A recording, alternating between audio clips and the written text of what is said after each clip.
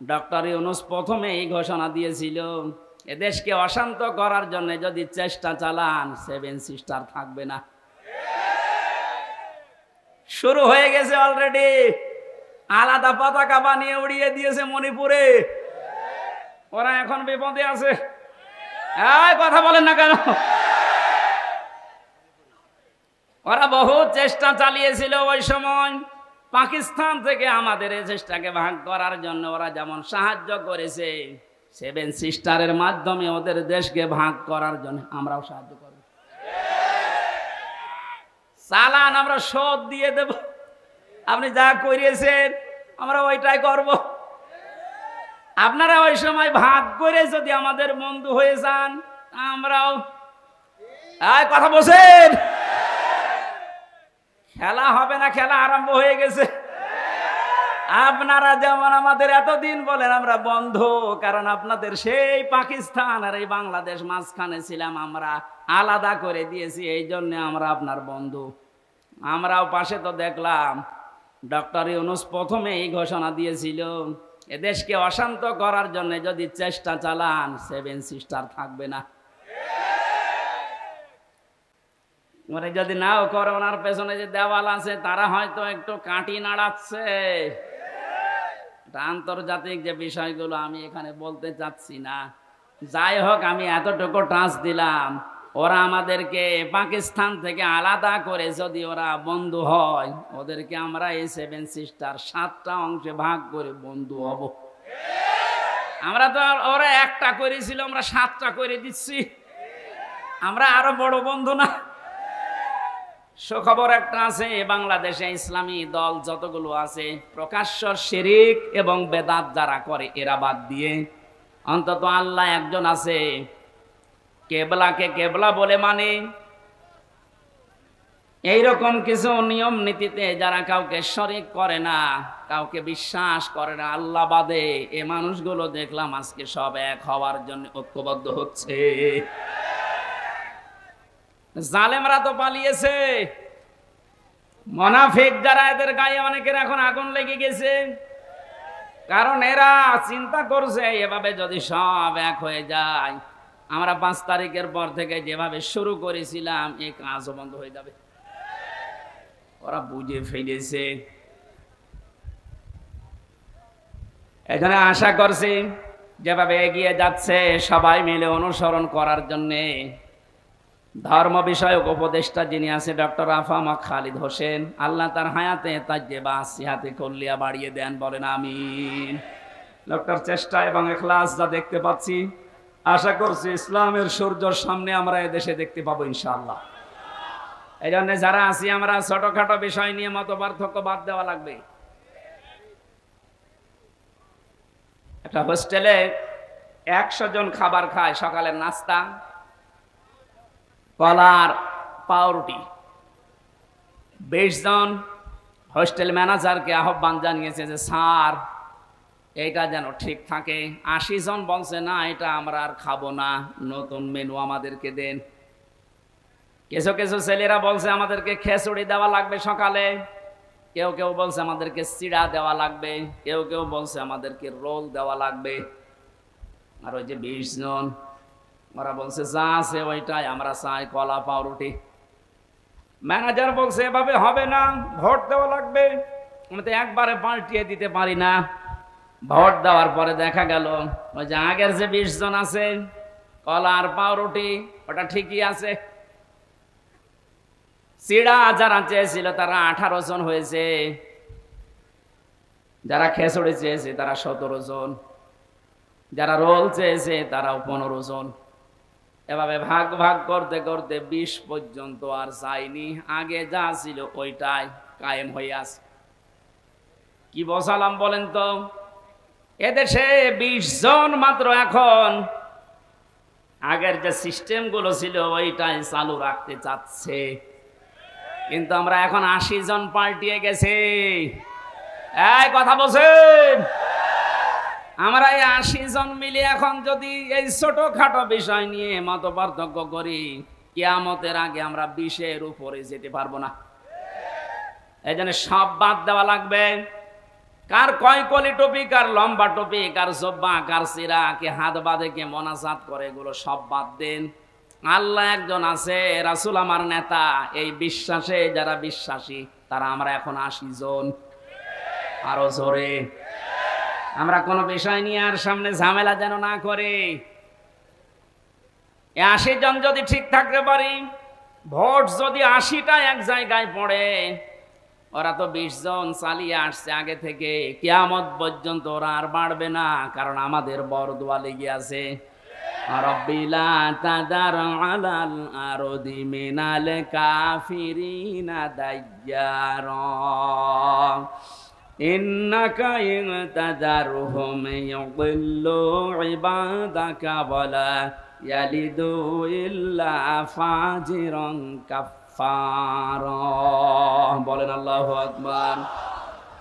হযরত নূহ দোয়া করেছিলেন, মাবুদ বহু চেষ্টা চালিয়েছি ৬০০ বছর ধরে, এ মানুষ ভালো হয়নি, তোমার কাছে আমি শেষ পর্যায়ে বরদোয়া দিলাম, এদের আন্ডা বাচ্চা পর্যন্ত যেন জমিনে না থাকে, কারণ যেইটা থাকবে ওইটা দিয়ে তোমার বান্দাদেরকে গোমরা বানাবে। আমরা এই ৫৩ বছর, কোরআনের পাখি প্রায় ৫০ বছর চেষ্টা চালিয়েছে, কিন্তু জালেমদের পরিবর্তনের কোন সুযোগ ওরা গ্রহণ করেনি। কথা বলেন না কেন? চেষ্টা তিনি কম চালিয়েছিল। অধ্যাপক মতিউর রহমানও চেষ্টা চালিয়েছে, বহু কায়দায় উনি বুঝিয়েছে আপনাদের। কিন্তু ২০ জনের যে অবস্থা, ও সারা জীবন কলা পাউরুটি যাবে, এই কথা বলছে না। ৮০ জন আমরা পরিবর্তন হয়ে এই পর্যায়ে এসেছি, আর ওরা সেই ২০ জনই আছে, ও কিয়ামতের আগে আর পাল্টাবে না। কেন পাল্টাবে না?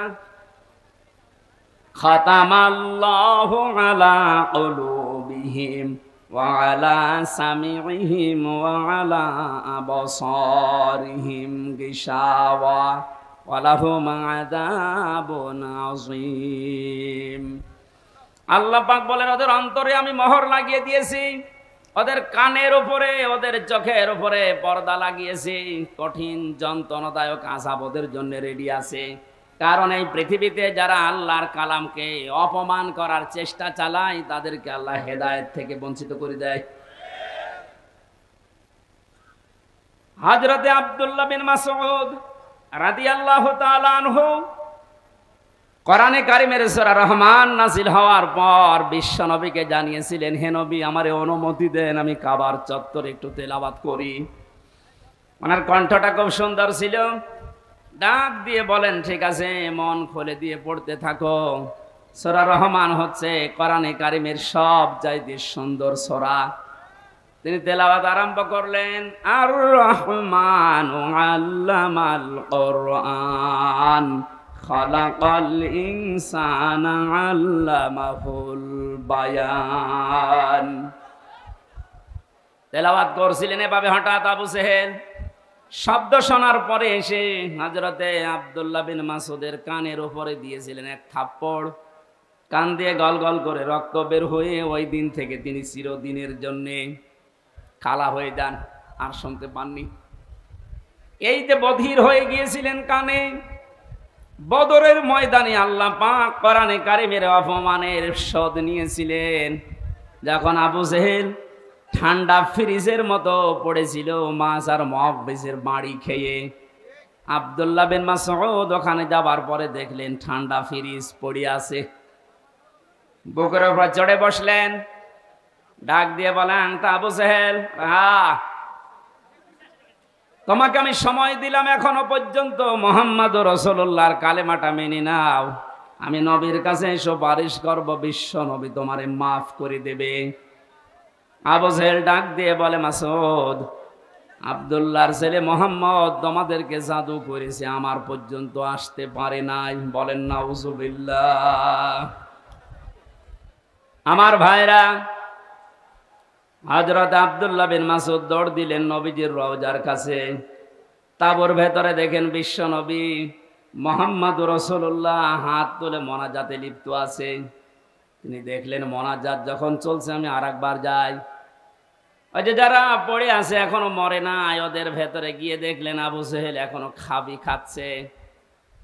ডাক দিয়ে বলে, তোরে সময় দিয়েছিলাম, আর একবার দিলাম, বল। ও আবার একই কথা জানিয়েছে। তিনি আর একবার ঘোড়া দিয়ে এসে বললেন, বল। এবার আরেকটু বাড়িয়ে বলেছে, আব্দুল্লাহর পোলা মোহাম্মদ তোমাদেরকে জাদু করেছে, আমার পর্যন্ত আসতে পারে নাই। ওরা আমি এখনো যদি পাই, এখনো টুকরা টুকরা করব। হযরত ইবনে মাসউদ বললেন, না, এতক্ষণ তোরে সময় দিয়েছিলাম, আমি আর সময় দিলাম না। তুই যখন মুহাম্মদ রাসূলুল্লাহর উপরে এই দাবি তুললি, তোরে আমি শেষ করে দেব।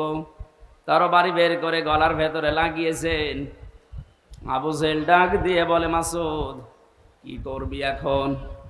আলাদা করব। ওই সময় বলেছিল, আলাদা করবি কর, আমার গলাটা একটু বড় করে কাট, দেশের মানুষ যেন দেখে বোঝে যেটা নেতার মাথা। মরে যাচ্ছে, তাও তেজ কমছে না। আমার মনে হয় এই দেশে 5 তারিখের পরে অনেক আবু জেহেলকে আমরা এখনো পর্যন্ত দেখতে পেয়েছি, পাচ্ছে, মরে যাচ্ছে, তেজ কমছে না। খাতামাল্লাহু আলা কুলুবিহিম, আল্লাহ কলবের উপরে মেরে দিয়েছেন একেবারে মোহর। এর ভালো হওয়ার কোনো পরিবেশ নেই। ইবনে মাসউদ চিন্তা করলেন, এর মাথাটা যদি নবীজির তাবু পর্যন্ত নিয়ে যেতে পারি, নবী আমার জন্য দোয়া করবেন। তিনি মাথা ধরে টানলেন, 2 হাত দিয়ে দেখে নড়ে না। চিন্তা করলেন, মাথা এত ভারী হয়ে গেল কি করে? কাছে যে রশি ছিল, তরবারি দিয়ে কানের ছিদ্রি একটা, ওর ভেতরে বান্ধন দিয়ে তিনি টানতে আরম্ভ করলেন। দেখে না, নড়ে না। কি মাথায় এত ভারী হয়ে গেল কি করে? 2 কান ছিদ্রি করলেন। 2 কানের ভেতরে রশির অগ্রভাগ 2টাই ঢুকিয়ে যখন সুন্দর করে বাঁধন দিয়ে অপর ভাগ ধরে টান দেওয়া আরম্ভ করলেন, এবার মাথা নড়া আরম্ভ হয়েছে। চিন্তা করেন, এতক্ষণ পর্যন্ত মাথা টান দিয়েছি, নড়ে না, এখন নড়ছে কোন কারণে? আল্লাহ রাব্বুল আলামিন বোঝাতে চেয়েছে, মাসউদ, আমার কোরআন কাবার সামনে তেলাওয়াত করার কারণে এই লোকটা তোর কানের ওপরে থাপ্পড় দিয়ে একটা কান নষ্ট করে দিয়েছিল। আমি আল্লাহ আজকে তোর হাতে ওর 2টা কান নষ্ট করে দিয়ে প্রতিশোধ নিলাম। পরকালে কি করব এটা আমি আল্লাহ জানি। আমি যেটা বোঝাতে চাচ্ছিলাম, এই পৃথিবীর ময়দানে কোরআনে কারিমের গায়ে যারা হাত দেয়, অপমান করার চেষ্টা করে কোরআন কেন্দ্রিক কোনো বিষয়ের সাথে, আল্লাহ পাক কিন্তু দুনিয়াতে তাদের শাস্তি দিয়ে দেখিয়েছেন। কমেল্লাই মন্দিরে যারা দেবতার পায়ের কাছে কোরআনে কারিম রেখেছিলেন, আজ কিন্তু ধরা পড়ে যাচ্ছে। দশ ছাপিয়েছে ইসলামী আন্দোলন যারা করে, একামতের দিন যে এরা করেছে, দুনিয়া উল্টিয়ে যাবে। কখনো একামতে দিনের কোন নেতা কর্মী দেবতার পায়ে কোরআন রাখবে আমি বিশ্বাস করি না। ওরা হেফাজত ইসলামের উপরে চাপাতে চেয়েছিল যে কোরআন এরা মে মাসের 5 তারিখে আগুন লাগিয়েছে। এটা এখন প্রমাণ হচ্ছে আগুন দিয়েছে কে? আপনাদেরকে হেদায়েত থেকে বঞ্চিত করে দিয়েছে আল্লাহ এমনিতেই না, প্রমাণ এইটাই। কারণ কোরআনের ওপরে যারাই হাত দেয় তাদের কপাল আল্লাহ নষ্ট করে দেয়। আমার ভাইরা, আমরা সবাই মিলে অনুসরণ করব। কারণ হচ্ছে আমি একা একা অনুসরণ করার কথা আল্লাহ এখানে দেননি, বহু বচন দিয়েছেন। এজন্য সবাইকে নিয়ে অনুসরণ করতে চাচ্ছি। কিন্তু যাদের কপালে কোরআনের কারণে মোহর মারা আছে, এই 20 জন কলা পাউরুটি যারা চেয়েছে ও মরণ পর্যন্ত ওইটাই চাইবে। ওরা চাইতে থাক, আমরা তো এখনো 80 কয়জন? 80 বলেন, বলেন আরো জোরে বলেন আর একবার।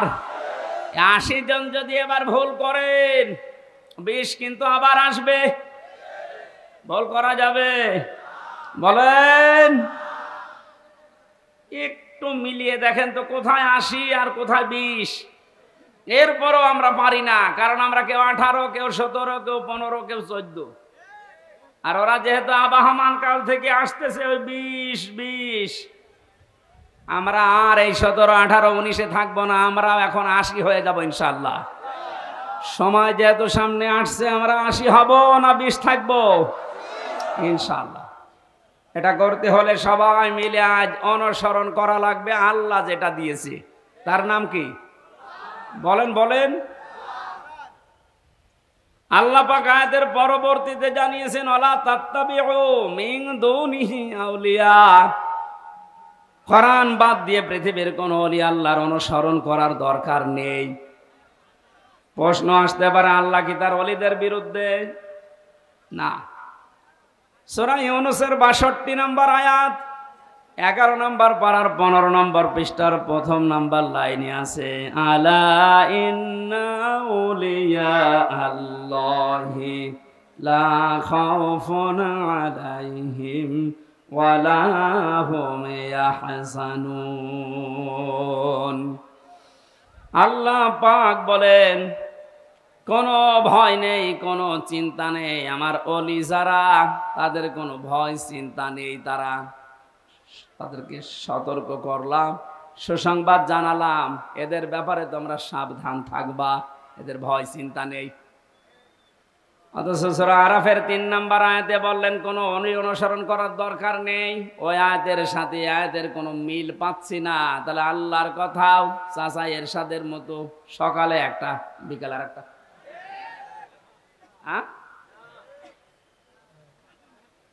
কোরআনে কারিমে আল্লাহ তো জানিয়েছেন, লা মুবাদদিলা লিকালিমাতি, আল্লাহর কালামের কোনো পরিবর্ধন নেই। অথচ ওখানে বললেন ওলিদের কোনো চিন্তা নেই, আর এখানে বলছেন ওলি অনুসরণ করার দরকার নেই। মুফাসসিরিন ইকরাম লিখেছেন, আয়াতের ব্যাখ্যা করতে গিয়ে আল্লাহ এই জন্যই ওলি অনুসরণ নিষেধ করেছেন। আল্লাহ খুব ভালোভাবে জানেন, কারণ বর্তমান ভবিষ্যৎ এগুলো সব জানেন কে? আরো জোরে বলেন। সব যেহেতু তার নিজের জ্ঞানে আছে, উনি আগেই জানতেন যে ভবিষ্যতে কিয়ামত পর্যন্ত আমার এমন বান্দা বান্দি দুনিয়ায় আসবে, আর আমি আল্লাহর চাইতে ওদের আব্বাকেই বড় মনে করবে। এই জন্য আল্লাহ নিষেধ করেছেন কোনো আব্বার কোনো অনুসরণ করার দরকার নেই। কালিলাম মা তাযাক্কারুন। আল্লাহ আফসোস করছেন যে আমার এই বক্তব্য শোনার পরে আমার কিছু বান্দা বান্দি ফিরে আসবে, অধিকাংশগুলোই মুখ ফিরিয়ে চলে যাবে। বলেন নাউজুবিল্লাহ। এখানে কোরআন উপস্থাপনের যে ধরন আমরা শিখেছি আল্লাহর কাছ থেকে, আপনি হয়তো না বোঝার কারণে মন খারাপ করতে পারেন। 2 নম্বরে আল্লাহ যেটা জানাতে চেয়েছে ওটা আবাহমান কাল থেকে আসতেছে, আল্লাহর বক্তব্যের সাথে মিলছে না। এখন আপনি কি ওই বাপ দাদারটাই মেনে চলবেন, না আল্লাহর বর্ণনা করাটা? এখানে আর একটা বিষয়, একটা মাসলা পাওয়া যায়। আজ যারা অন্ধ অনুসরণ করে ইসলামকে, দিনকে মানার চেষ্টা চালাচ্ছেন, এদেশে আছে। এই কারণে বলছি, পৃথিবীতে শুধু মুহাম্মদুর রাসূলুল্লাহ সাল্লাল্লাহু আলাইহি ওয়াসাল্লামকে বাদ দিয়ে কাউকে অন্ধ অনুসরণ করা জায়েজ নেই। কেন জায়েজ নেই? কারণ উসওয়াতুন হাসানা এই শব্দটা শুধুমাত্র মুহাম্মদুর রাসূলুল্লাহকে আল্লাহ দিয়েছেন। পৃথিবীর কাউকে আল্লাহ উসওয়াতুন হাসানা এটার গ্যারান্টি দেয়নি। লাকাদ কানা লাকুম ফি রাসূলিল্লাহি উসওয়াতুন হাসানা, অবশ্যই তোমাদের জন্য মহত্তম আদর্শ লুকিয়ে রেখেছি আমি আল্লাহ রাসূলুল্লাহর জীবনে। কার জীবনে? বলেন বলেন। আল্লাহকে এখানে বলতে পারতেন না যে আব্দুল্লাহ বিন মোহাম্মদ ইবনে আব্দুল্লাহ, তার জীবনের ভেতরে আমি লুকিয়ে রেখেছি। তার নাম তো আল্লাহ জানতেন, কেন তার নামটা এখানে উচ্চারণ না করে রাসূলুল্লাহ দিলেন?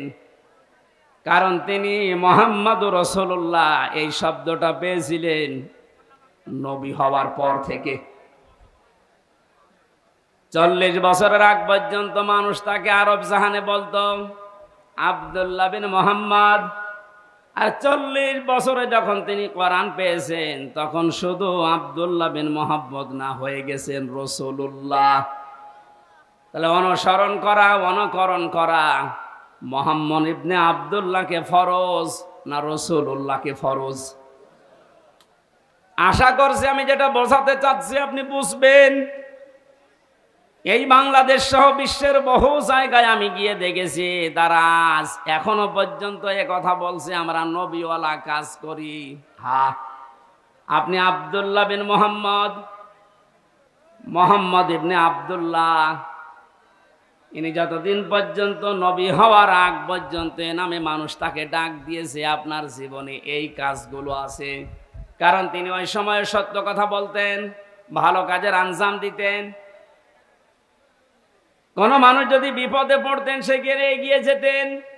এই কাজগুলো মুহাম্মদ ইবনে আব্দুল্লাহর জীবনীতে আমরা সিরাত ইবনে হিশামে সিরাত বিশ্বকোষের ভেতর থেকে পেয়েছি। কিন্তু তিনি যখন রাসূলুল্লাহ হয়ে গেছেন তার আপন চাচা আবু লাহাব পর্যন্ত জানের শত্রু হয়ে দাঁড়িয়েছে। এই বাংলাদেশ সহ বিশ্বে আজ যারা বলেন আমরা নবীওয়ালা কাজ করি না, আপনি মুহাম্মদ ইবনে আব্দুল্লাহর কাজ করেন। রাসূলুল্লাহ নবীওয়ালা কাজ যদি কেউ দাবি করে, উনি যেমন রসুল হওয়ার পর থেকে 63 বছর, এই 23 বছরে 82 বার টার্গেট হয়েছিলেন ইহুদিদের, আপনি অন্তত 82 বার না হলেও 2 বার তো হবেন। আপনাকে ইহুদি খ্রিস্টান মুশরিক সবাই ভালোবাসে, সবাই ভালো বলে, বুঝতে হবে আপনার কাজ এখনো রাসূলুল্লাহর কাজ হয়নি। এই জন্য আমাদের অনুসরণ করা দরকার এখন থেকে মুহাম্মদ ইবনে আব্দুল্লাহ না রাসূলুল্লাহর?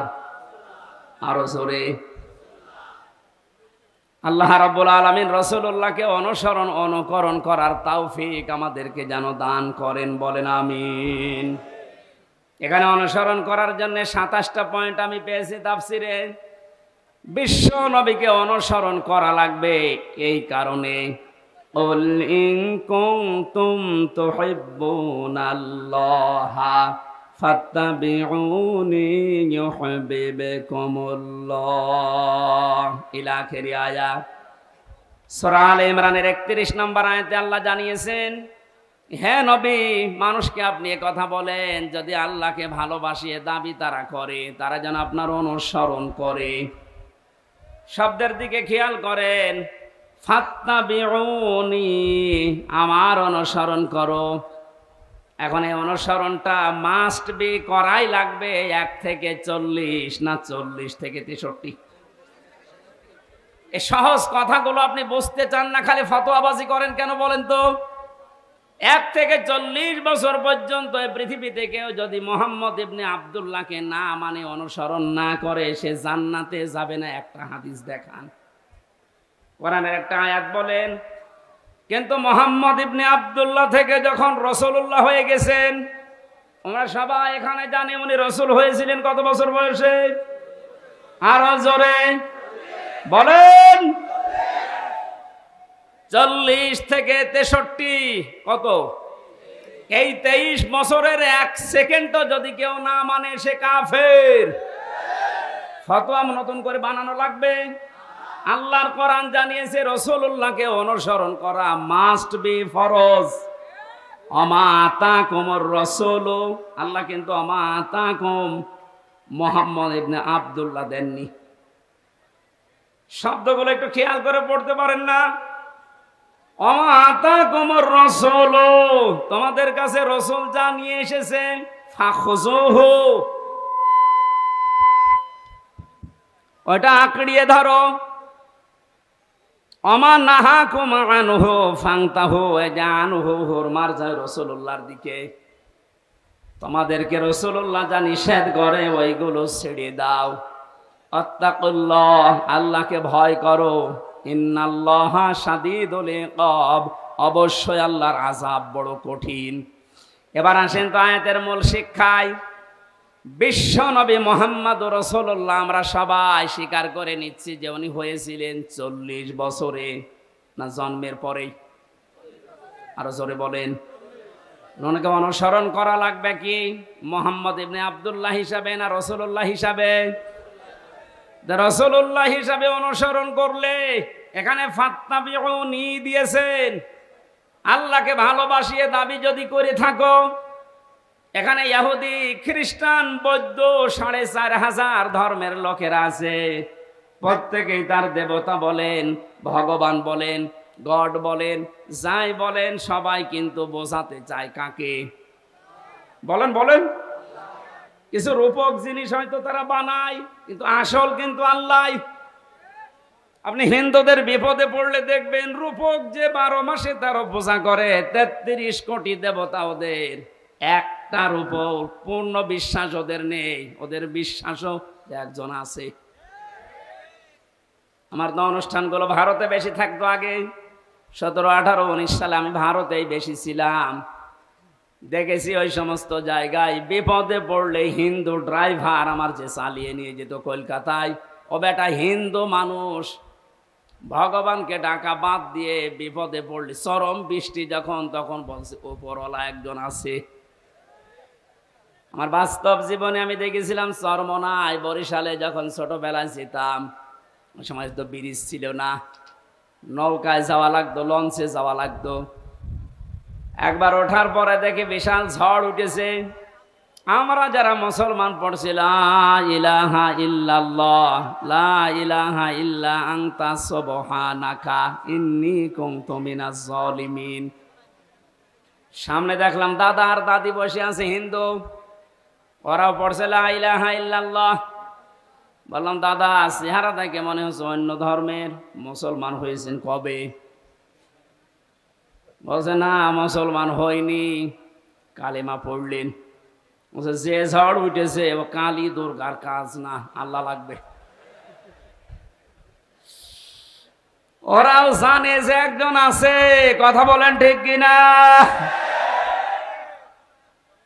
যে যে ধর্মে তার নতুন নতুন রূপক অর্থে বানিয়ে নিয়েছে, কিন্তু আসল একজন আছে, এ কথা সবাই যেহেতু বলছে, আল্লাহ এ কথাই জানাতে চাচ্ছেন, তোমরা যারা বলো আল্লাহ তোমাকে ভালোবাসে, তোমাকে আমরা মহব্বত করি, আল্লাহ বলছেন এই কথার দাবি পূরণ করার জন্য ফাত্তাবিউনি, আমার রাসূলের অনুসরণ করা লাগবে।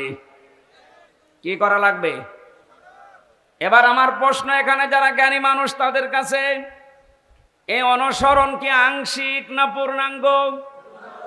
আরো জোরে বলেন। আজ এই বাংলাদেশ সহ বিশ্বের বহু মুসলমানেরা, আমি যে সিঙ্গাপুর, মালয়েশিয়া কয়েকটা রাষ্ট্র ঘুরে আসলাম এই 15-20 দিন আগে থেকে, বাস্তবতা দেখেছি হাজার হাজার লক্ষ লক্ষ আমাদের মতো মুসলমান আংশিক কিছু মানা, কিছু অনুসরণের মাধ্যমে ওরা মনে করছে আমরা নাজাত পেয়ে যাব। অথচ ফাত্তাবিউনি, আমার অনুসরণ করো। আমরা সবাই স্বীকার করছি অনুসরণ আংশিক না, এটা পূর্ণাঙ্গ। নাকি আংশিক? পূর্ণাঙ্গ অনুসরণ করবেন আপনি। এখন অনুসরণ যখন আরম্ভ করবেন, আল্লাহ বলেন ওয়াগফির লাকুম যুনুবাকুম, দুইটা জিনিস আমি দেব। এক নম্বরে জীবনের যত অপরাধ আছে, জাম্বন না দিয়ে যুনুব বহু বচন দিয়েছেন। আপনি যদি অনুসরণ করা আরম্ভ করেন, আপনার জীবনে দুইটা পুরস্কার আল্লাহ দেবে। যত অগণা ছিল পেছনে, সব আল্লাহ রাসূলের অনুসরণের কারণে মাফ করে দেবে। 2 নম্বরে আল্লাহ পাক যদি কাউকে মাফ করে দেয়, তার জন্য বানানো জান্নাত দেবে। এ কথা মানেন তো? এবার আসেন আমার মূল শিক্ষাটাই। এই বাংলা সহ বিশ্বের যত মুসলমানেরা আজ আমরা আংশিক অনুসরণ করে মনে করছি যে না, আমরা আল্লাহর ভালোবাসা মহব্বত পেয়ে গেছি।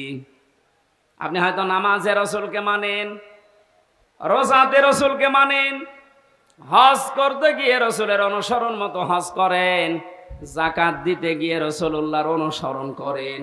বিশ্বনবী যে বিচার করেছিলেন কোরআন দিয়ে, সেইটাই আপনি আর রাসূলকে মানেন না, তখন মেনে নিয়েছেন ব্রিটিশকে। আরো আসতে বলেন, আপনার অনুসরণ কি আংশিক হয়েছে না পূর্ণাঙ্গ? আংশিক অনুসরণের মাধ্যমে আল্লাহর মহব্বত ভালোবাসা পাওয়া যাবে না। আর আল্লাহর মহব্বত যদি পাওয়া না যায় জান্নাতও যাওয়া যাবে না। কারণ আল্লাহ ইউহিব্বুকুমুল্লাহ দিয়েছেন, এটা মজারে বর্তমান ভবিষ্যৎ প্রেজেন্ট ফিউচার। কোন মানুষ যখন পূর্ণাঙ্গ অনুসরণের জন্য সিদ্ধান্ত নিয়ে লেগে পড়বে, আল্লাহ পাক বলেন আমিও তাকে ভালোবাসা শুরু করব। এখানে কত জ্ঞানী মানুষ আছেন, আপনার বিবেকের কাছে আপনার আমার প্রশ্ন, আপনার শরীর থেকে শুরু করেন, এ 3.5 হাত বডি, আপনার পরিবার, আপনার সমাজ, আপনার রাষ্ট্র, আপনার আন্তর্জাতিক নীতি তাকান, সব জায়গায় অনুসরণ যদি পূর্ণাঙ্গ আপনি না করেন, আল্লাহর কোরআন বলছে আপনাকে আল্লাহ এখনো ভালোবাসা আরম্ভ করে নাই। তাহলে এই আয়াত অনুযায়ী বাংলাদেশে হাজার হাজার পীর আল্লাহর ভালোবাসা এখনো পায়নি। বেশি বলে ফেললাম?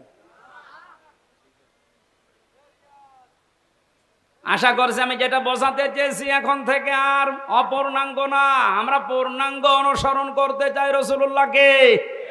আর আজকের আমার তেলাওয়াত কি তো আয়াত ওইটাই, সূরা ইউনূস 25 নম্বর আয়াত, কোরআনে কারীমের 10 নম্বর সূরা, এটা 11টা রুকু আছে, 109টা আয়াত আছে, মক্কায় নাজিল হয়েছে। একটা আয়াত আর একটা আয়াতের আংশিক পড়েছি। আল্লাহ রাব্বুল আলামিনও জানিয়েছেন। এবার আমি তাফসীর আকারে শুরু করছি, জবান খুলে পড়েন। আউযু বিল্লাহি মিনাশ শাইতানির রাজিম, বিসমিল্লাহির রহমানির রহিম।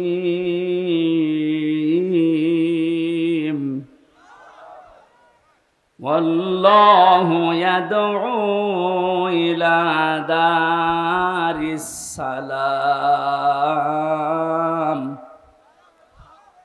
আল্লাহ পাক বলেন আমি আল্লাহ তোমাদেরকে আহ্বান জানাচ্ছি, ডাকতেছি শান্তির ঘরের দিকে। আজ বাংলাদেশ বৈষম্য বিরোধী ছাত্র আন্দোলনের মাধ্যমে যে 9টা দফা দিয়েছিল, আপনি দফাগুলো একটা একটা করে একটু পড়ে দেখেন। আমি তো মিলিয়ে দেখেছি এই আয়াতের বাস্তব প্রতিফলন ওই 9টা। আমি ওগুলো সব নোট করেছি, একটা একটা করে আপনি মিলাবেন এখন থেকে। যারা আছেন যেখানে দাঁড়িয়ে বসে শুয়ে খুব অ্যাক্টিভ, আল্লাহ পাক বলেন আমি তোমাদেরকে ডাকি আমার শান্তির ঘরের দিকে। তামাম বাংলাদেশের এই 56,000 বর্গ মাইল মনে করেন একটা ঘর। এটা কি? আরো জোরে বলেন। আল্লাহ যে ঘরের দিকে ডাকতেছে ওই ঘরের নাম জান্নাত। ওই ঘরের নাম কি? 8টা জান্নাতের যে দরজা আমরা নাম শুনি, জান্নাতের দরজা 8টা না 100টার উপরে আমি কোরআনে পেয়েছি। এ বিষয়ে একটা বইও লিখেছিলাম ওই সময়, যে জান্নাতের স্তর 100টা, তার ভেতরে দারুস সালাম একটা দরজার নাম। দারুস সালাম মানে শান্তির বাড়ি বা ঘর। আল্লাহ পাক এখানে ডাক দিয়েছেন যে তোমরা ঘরে প্রবেশ করো। এই পৃথিবীর মানুষ যেটা উদাহরণ দিলে বসে বেশি আমি ওইভাবে সেট করেছি। বাস্তবে আমরা দেখি একটা ঘর যদি কেউ বানাতে চায় বসবাসের জন্য, শান্তি পাওয়ার জন্য, ইসলাম শব্দটা এখানে আল্লাহ দিয়েছেন দারুস সালাম। সালাম সিলমুন, এখান থেকে ইসলাম, এর শাব্দিক অর্থ হচ্ছে শান্তি। কিন্তু কেউ যদি সুখ পেতে চায়, এর আলাদা একটা আরবি শব্দ আছে রহাতা, রহাতুন। রহাতুন মানে সুখ। রহাতুন মানে কি? ঘরের ভেতরে মানুষ সুখ পাওয়ার জন্যই প্রবেশ করে। এই যে এখান থেকে সারাদিন সারা রাত মানুষ কর্মজীবন শেষ করে যখন বাড়িতে যায়, ঘরে প্রবেশ করার সঙ্গে সঙ্গে একটা অজানা সুখ আপনাকে ঘিরে ধরে। আপনি হয়তো টের পান না, বাইরে যতক্ষণ আগে ততক্ষণ একটা আতঙ্ক কাজ করে, একটা ভয় ভয় কাজ করে। অথচ ঘরের ভেতরে 4 দেওয়াল দিয়ে যেটা আটকানো, কি আছে ওর ভেতরে, ওখানে গেলে একটা আলাদা শান্তি, ওই ভয়টা আল্লাহ যেন দূর করে দেয়। কথা বলেন ঠিক কিনা?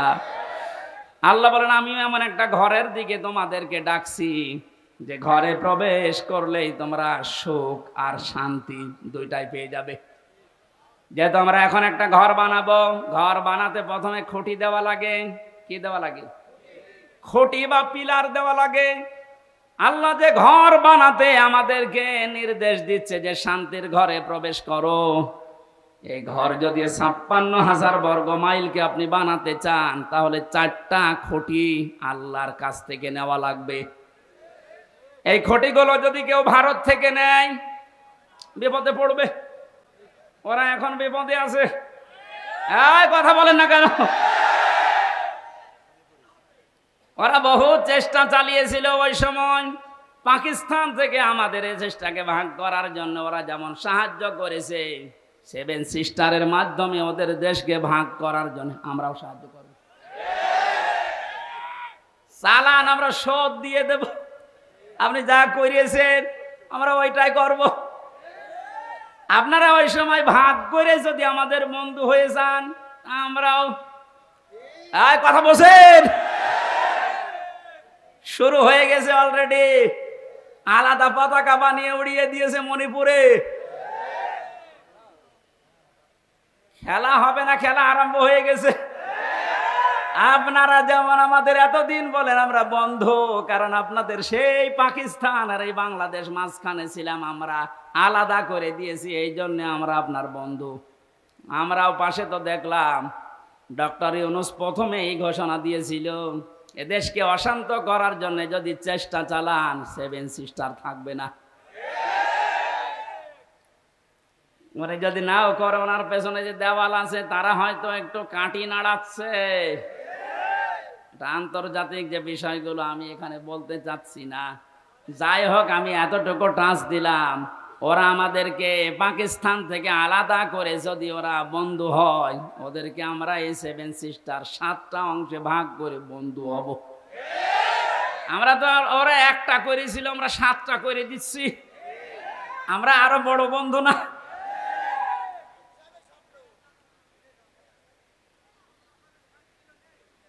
যশোরবাসী এবার খেয়াল করেন, না আমরা শুধু ভারত থেকে না, চীন থেকে না, রাশিয়া থেকে না, আমেরিকা না, কারো কাছ থেকে খুঁটি নিতে চাই না। আল্লাহ যে খুঁটি দিয়েছে শান্তির ঘর বানাতে, আমরা ওই খুঁটি নেব। আমার কথার অর্থ বোঝার চেষ্টা করেন, খুব খেয়াল করে শুনবেন। আমি কোরআনে কারিম থেকে পেয়েছি, 1 নম্বরে আল্লাহ পাক বুনিয়াল ইসলাম আলা খামসিন শাহাদাতি আল্লাহ ইলাহা ইল্লাল্লাহ। এই যে হাদিসটার ভেতরে 5টা বিষয় আছে, তার 4টা খুঁটি আমি সেট করেছি। নামাজ, রোজা, হজ আর যাকাত, এই 4টা খুঁটি মজবুত ভাবে গেড়ে দেওয়া লাগবে। খুঁটি থাকলে হয় না। ঘরকে শান্তির ঘর বানাতে হলে বেড়া দেওয়া লাগে। কথা বলেন না কেন? কোরআনে কারিম থেকে আমি বেড়া বের করেছি 4টা। 1 নম্বরে বেড়া, 1 নম্বরে বেড়ার নাম হচ্ছে রাজনীতির বেড়া। এটা যেহেতু চলছে এখন দেশে, এটা পরিষ্কার করা লাগবে। 4টা বেড়া দিতে হয়, চারদিকে দেওয়াল দেওয়া লাগে। 1 নম্বর দেওয়াল তুলতে হবে রাজনীতির দেওয়াল। এটা অলরেডি আরম্ভ হয়ে গেছে এখন। যেহেতু আমরা শান্তির ঘর চাই, আর পৃথিবীতে শান্তির ঘরের দেওয়াল দিতে হলে রাজনীতি, এটা লেনিনের কার্ল মার্ক্সের না, রাজনীতি নেওয়া লাগবে রাসূলুল্লাহর। এবার রাসূলুল্লাহর রাজনীতি কি? এবার তাকান, সূরা নিসা 5 নম্বর পারা 6 নম্বর পৃষ্ঠা 9 নম্বর লাইনের 59 নম্বর আয়াতের প্রথম অংশে আছে।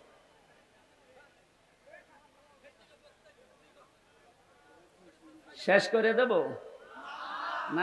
ওই লোকটাকে তুলে আমার চেয়ারে বসিয়ে দেব।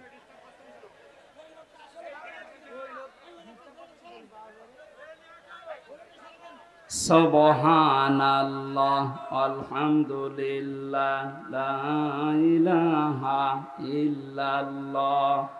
সুবহানাল্লাহ আলহামদুলিল্লাহ লা ইলাহা ইল্লাল্লাহ। মাইকের আওয়াজ আরো বাড়ান, গলা ব্যথা করছে। সুবহানাল্লাহ, এই দেখলেন? হ্যাঁ, এ তো রওশনের স্বাদ। মাইকের কিন্তু বদনাম করে দেবো। এখন আওয়াজ দিচ্ছেন না? আমার গলাটা নষ্ট করার জন্য ধান্দা আছেন না? আপনার আওয়াজ থাকতে আওয়াজ না বাড়িয়ে রেখে দিয়েছেন কোন কারণে? সুবহানাল্লাহ আলহামদুলিল্লাহ লা ইলাহা ইল্লাল্লাহ।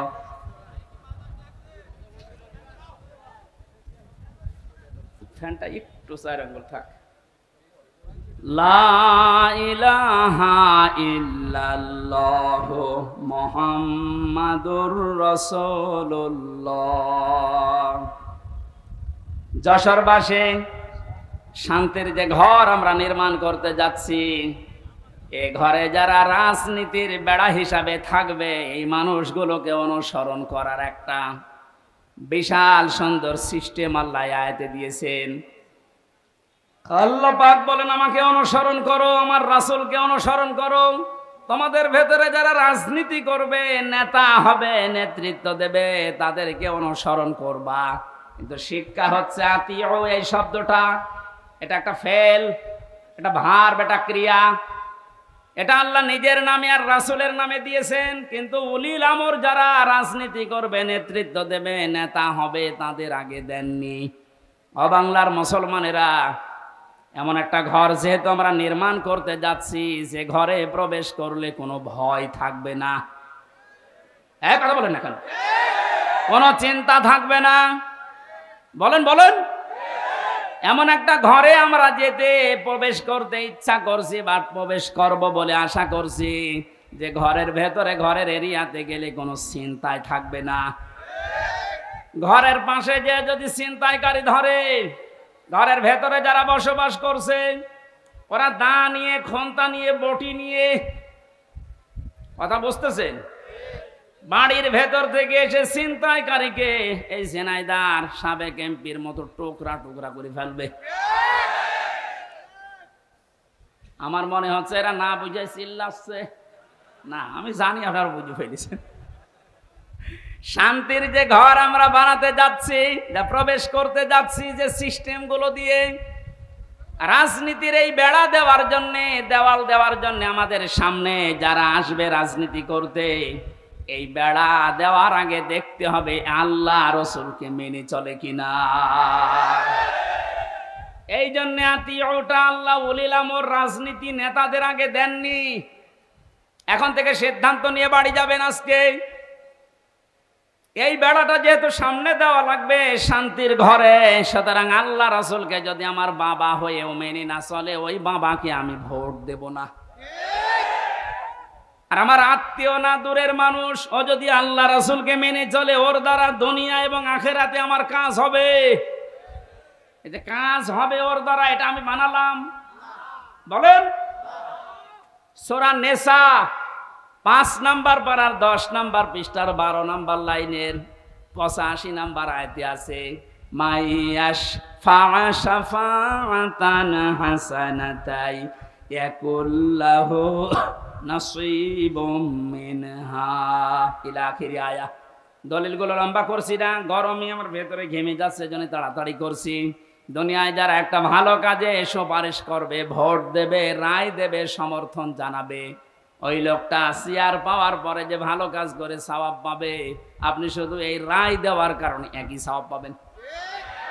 যেই লোকটা এই কাজ করে আমাকে উপকার করছে দুনিয়া এবং আখিরাতে, সে যদি আমার দোলা ভাই না হয়, আমার বাবা না হয়, ও যদি আল্লাহ রাসূলকে মেনে চলতে পারে, ওকে আমি সমর্থন জানাবো, সাপোর্ট করব, সুপারিশ করব। কারা এই মতের সাথে রাজি আছেন দেখে লিল্লাহে তাকবীর।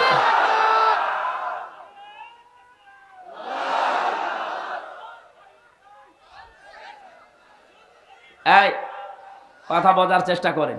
আরে আন্তর্জাতিক যে নীতিটা আছে এইটা, এবার আমি 3টা বেড়ার কথা বললাম, পারিবারিক নীতির যে বেড়া, আমি ব্যাখ্যায় যাব। আর কয়েকটা জিনিস লাগে ঘর বানাতে। আমরা দেখি শুধু বেড়া দিলে ঘর হবে না, ছাউনি দেওয়া লাগবে, চাল দেওয়া লাগবে, ছাদ দেওয়া লাগবে। গ্রাম্য মানুষ যারা ঘর বানায়, 4 চালা ঘর, এদিকে একটা, এদিকে একটা, ওইদিকে একটা, এইদিকে একটা, চাল লাগে কয়টা? আমি কোরআনে কারিম থেকে 4টা চাল বানিয়েছি। 1 নাম্বার ইমানের চাল। যদি কেউ শুধু ছাদ দিতে চায়, পুরা ইমানটা দিয়ে ঢেকে দিলেই সম্ভব, আর অসুবিধা নেই। যদি 4টা চাল কেউ দিতে চায়, কোরআন জানিয়েছে সৎকর্মের চাল দেওয়া লাগবে, যুদ্ধনীতির চাল দেওয়া লাগবে, সমাজনীতির চাল দেওয়া লাগবে। এই চালগুলো যদি একটা একটা করে কোরআন যেভাবে দিতে জানিয়েছে ওইভাবে আমরা দিতে পারি, শুধু চাল দিলেই হবে না, ঘরে প্রবেশ করার জন্য একটা দরজা লাগবে।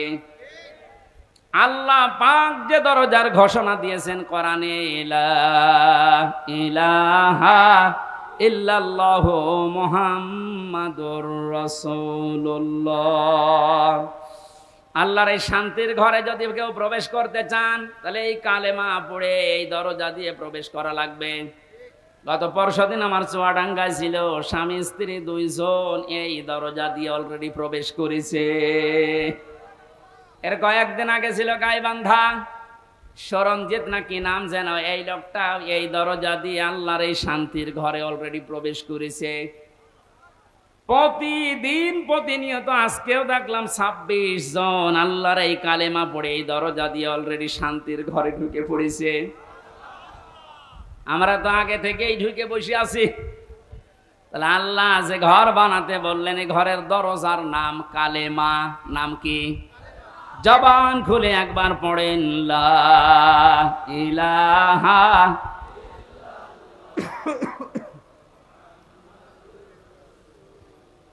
ঘরে এবার প্রবেশ করছি যারা, এ ঘরে প্রবেশ করতে হলে আংশিক পা দিয়ে আর এক পা বের করে রেখেছি, শান্তিতে থাকতে পারবেন?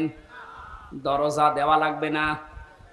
বলেন, দরজা যদি কেউ দিতে চায়, কোরআনে কারীম জানাচ্ছে, ইয়া আইয়ুহাল্লাযীনা আমানু দুখুলু ফিস-সিলমি কাফা। সূরা বাকারা 208 নম্বর আয়াতের প্রথম অংশে আছে, ও হে ঈমানদারেরা, তোমরা যদি সত্যি শান্তি পেতে চাও, আমি যে ঘর দিলাম ইসলামের, এখানে আংশিক প্রবেশ করবা না, পুরাপুরি প্রবেশ করো। জোরে বলেন আল্লাহু আকবার। ঘরে প্রবেশ করে যদি দেখেন জ্বালানা নেই, থাকতে পারবেন? আরামে ঘুমাবেন, দরজা বন্ধ, জ্বালানা দিয়ে চুরি হয়ে যাবে। আল্লাহ পাক এজন্য জানিয়েছেন, এই ঘর শান্তিময় রাখতে হলে আগে জ্বালানা ঠিক করো। আমরা কোন ঘরের 2টা 3টা 4টা পর্যন্ত জ্বালানা দেখি। কোরআনে কারীম থেকে আমি জ্বালানা পেয়েছি, এদিক থেকে বাতাস ঢুকবে, ওই দিকে বের হয়ে যাবে। 2টা, একটা মুআমালাত আর একটা মুআশারাত। আমিরে জামাত ডাক্তার শফিকুর রহমান যেটা এখন অলরেডি আরম্ভ করেছে, এই কথা বলছেন, শান্তির এই ঘরে থাকতে হলে জ্বালানা লাগবে, আর একটা দিলে হবে না। একটা জ্বালানা দিলে বাতাস একদিকে প্রবেশ করে দম বন্ধ হয়ে যাবে, এটা যেন বের হতে চায়, এই জন্য আমাদের মুআমালাত মুআশারাত ঠিক করা লাগবে। মানে ভারতকে জানিয়েছেন আপনাদেরকে আমরা বন্ধু হিসাবে পেতে চাই। চীনের রাষ্ট্রদূত সেদিন যে প্রশংসা করেছে, জালেমরা তো নেই, অনেক মুনাফিক এখন চলে যাচ্ছে। কত বিচক্ষণ লোক আপনি জানেন। আমি ছিলাম তার সাথে 4 দিন, বাস্তবতা দেখেছি। লোকটারে মাথা না, এটা একটা ম্যাগনেট। আপনি 20 বছর পরে যেটা বুঝবেন, আল্লাহ ওনাকে 20 বছর আগে ওইটা বোঝার মতো তৌফিক দিয়ে দিয়েছেন। ওনার যে স্যাক্রিফাইস, ওনার যে বিচক্ষণতা, যে তাওয়াক্কুল ভেতরে আছে, আর যে ইখলাস নিয়ে উনি কাজ করে, আমার আল্লাহ মনে হয় এই কারণে ওনাকে আস্তে আস্তে তুলে দিচ্ছে। আপনি যত ষড়যন্ত্র করেন রুখতে পারবেন না। ওনার প্রতিটি পদক্ষেপ আমার মনে হয় তাহাজ্জুদের নামাজ পড়ে সিদ্ধান্ত নিয়ে তারপরে করেন। জেলখানায় যতদিন আমি দেখেছি, আমার তো সেজদা ছিল 2 মিনিট 2.5 মিনিট, আর ওনার সেজদা ছিল 1 ঘন্টা 1.5 ঘন্টা। উনি সেজদায় এসে মনে হয় কাঁদতেন যে আল্লাহ আমাকে আরো ছেলে মেয়ে বেশি দাও, আমার সম্পদ আরো বাড়িয়ে দাও। কি করেছে 1 ঘন্টা 1.5 ঘন্টা সেজদায় বসে বসে। এমন এমন কিছু উনি এই যে বছরের পর বছর জেল খাটার মাধ্যমে চেয়েছিলেন, আমার আল্লাহ ওই চাওয়াগুলো জিনিস এখন আস্তে আস্তে ওনাকে দিয়ে দিচ্ছে। জালেমরা বিদায় নিয়েছে, মুনাফিকদেরকে বলবো আপনি থামেন, পারবেন না। কারণ ওনার যে মুআমালাত, ওনার যে মুআশারাত, যে বিচক্ষণতা। কোথায়? কুষ্টিয়ায় 3 জন হাসপাতালে ভর্তি আছে, কুষ্টিয়ার জেলা আমির জানে না। উনি আছে কক্সবাজারে, ওখান থেকে জেলা আমিরকে কল দিয়ে বলছে 3 জন আপনার জেলায় হাসপাতালে কিছুক্ষণ আগে অ্যাক্সিডেন্ট করে পড়ে আছে, আপনি কোথায়? আপনি বলেন তো তার দূরদর্শিতা কত দূর। সেরকম একটা জেলা না 64টা জেলা বাংলাদেশে।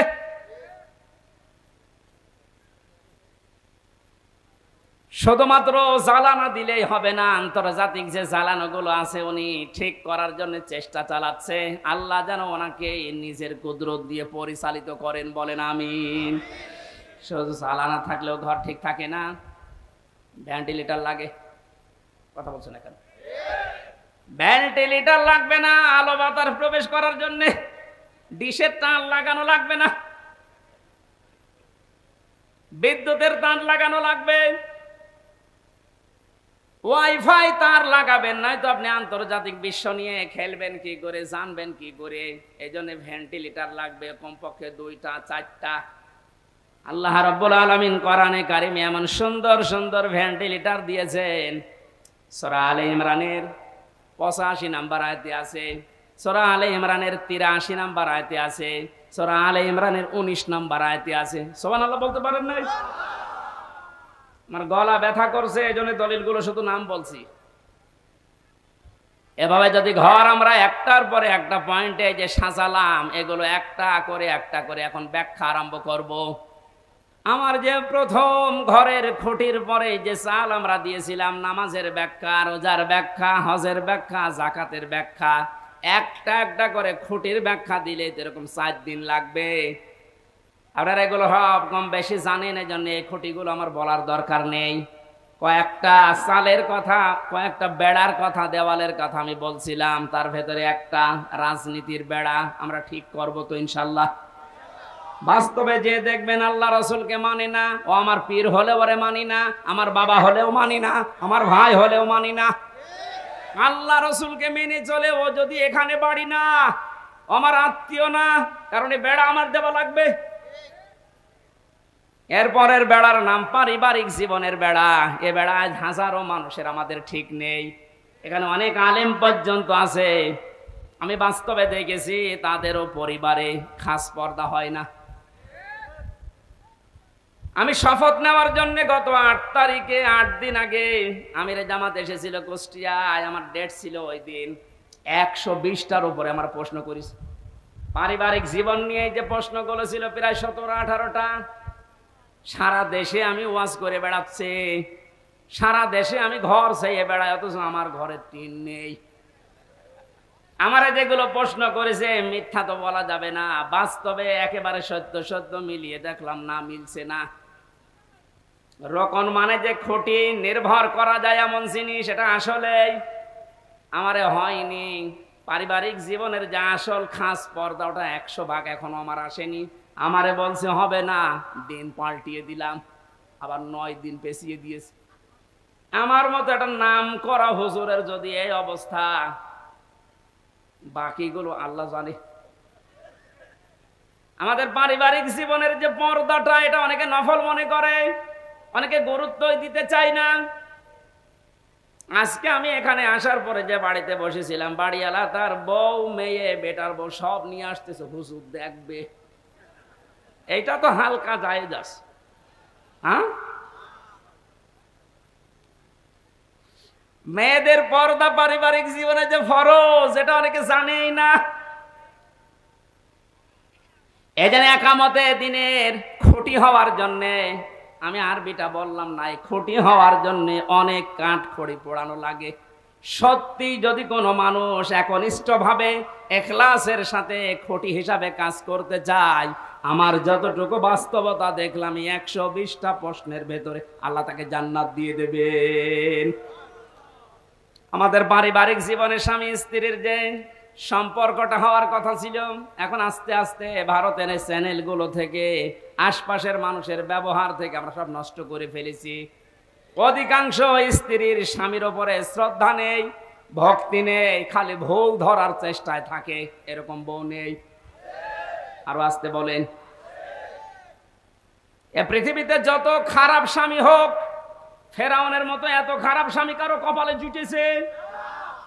নিজের স্ত্রীর হাতে ব্রেক লাগিয়েছে, পায়ের ভেতরে ব্রেক লাগিয়েছে, কপালের ভেতরে শলাকা দিয়েছে, মাথার উপরে গরম তেল ঢেলে দিচ্ছে। হযরতে জিবরাইলকে আল্লাহ বললেন জান্নাতটা নিয়ে ধরো আমার এই বান্দির সামনে। হযরতে আসিয়া জান্নাত দেখার পরে বলতে পারতেন আল্লাহ তুমি আমার মরণ দিয়ে জান্নাতে প্রবেশ করাও, তিনি বলেননি। তিনি বলেছিলেন মাবুদ তুমি জান্নাত আমার সামনে পাঠিয়ে দিয়েছো, আমি এইটা চাই না, আমি চাই তুমি যেখানে আসো ওই জায়গায় একটা ঘর আমার জন্য আলাদা বানাও, যেন ওখানে বসে বসে সব সময় তোমাকে দেখা যায়। আমার উপরে অত্যাচার চলছে, জুলুম চলছে, তোমার আবার যেন রাগ হয়ে না যায়। অনাজ্জিনি মিন ফিরআউনা ওয়া আমালিহি ওয়ানাজ্জিনি মিনাল কওমিজ যালিমিন। আরবি গ্রামার যারা বসে জিজ্ঞাসা করেন এক আলিফ করে আল্লাহ টান দিয়েছেন, অনাজ্জিনি আমাকে তুমি বাঁচাও। এই যে অত্যাচার করে আমার স্বামী নিজে আর লোক দিয়ে করায়, এই জালেমদের হাত থেকে তুমি আমাকে বাঁচাও, কিন্তু আল্লাহ তুমি রাগ করে আমার স্বামীর উপরে গজব দিও না। এত বড় কঠিন বিপদের ভেতরও স্বামীর জন্য বরদোয়া দেয়নি। আর আমার আপনার বউ সারা জীবন আপনি মাটি করে দেবেন খাটতে খাটতে, মাথার ঘাম পায়ে ফেলে চুল উঠে যাচ্ছে আপনার, একদিন যদি একটা সাবান কম হয় ফোঁটা দিয়ে ফোঁটা বের করে ফেলবে। বরদোয়া তো আছেই বাংলা আরবি মিলে না। আমরা এরকম পারিবারিক জীবন চাই না। বিশ্ব নবী মুহাম্মদ রাসূলুল্লাহর স্ত্রীর দিকে তাকান, তার পারিবারিক জীবন কেমন ছিল। হযরতে আয়েশা বলেন মুহাম্মদ রাসূলুল্লাহ আমার স্বামী, তাকে আমি গোসল করাতেছিলাম, হঠাৎ রক্ত আর পানি প্রবাহিত হয়ে যাচ্ছিল। নবীজি বললেন আয়েশা পানির ভেতরে রক্তের মতো লাল কি দেখা যায়? হযরতে আয়েশা বলেন হে রাসূল আপনি যখন গোসল করার জন্য টুলের উপরে বসেছিলেন, ওর একটা পায়া আমার পায়ের উপরে পড়েছিল, আঙ্গুল ফেটে রক্ত বের হচ্ছে। বললেন একটু বলতে পারলেন না আমাকে, আমি আগে উঠে পড়তাম। হযরতে আয়েশা বলেন হে রাসূল এটা তো আমার পায়ের আঙ্গুল ফাটা, রক্ত বের হয়েছে, যদি কলিজা ফেটে রক্ত বের হতো আমার স্বামীকে আমি উঠতে বলতে পারতাম না। এরকম ভক্তি শ্রদ্ধা করা বউ তো ঘরে ঘরে। কার বউ এরকম একটু হাত তোলেন তো।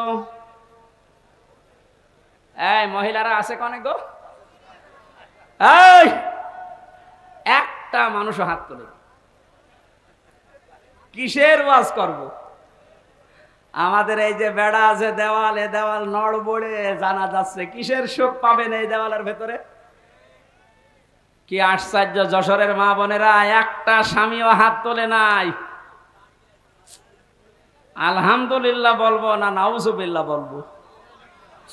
আমি জেলখানায় দেখেছিলাম 100 জনের প্রায় 70 জন জেল খাটতেছে এই পারিবারিক জীবনের কারণে।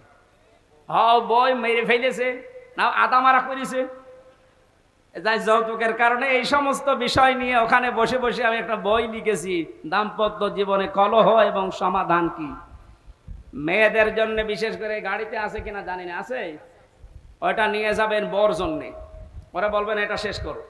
মেয়েকে বিয়ে দেওয়ার আগে ওটা পড়াবেন, 120 পৃষ্ঠা লেখা আছে, যাওয়ার সময় গাড়ি থেকে নিয়ে ওদের পড়ান। পারিবারিক জীবনের এই যে দেওয়ালটা বেড়াটা এটা আমাদের ঠিক করা দরকার, নয়তো আপনারও জীবনে এই জল্লাদ শাহজাহান এবং এখন যে জল্লাদ আছে কেন্দ্রীয় কারাগারে, এর নাম ইলিয়াস, এই বউ মারার কেসে জেল খাটতেছে।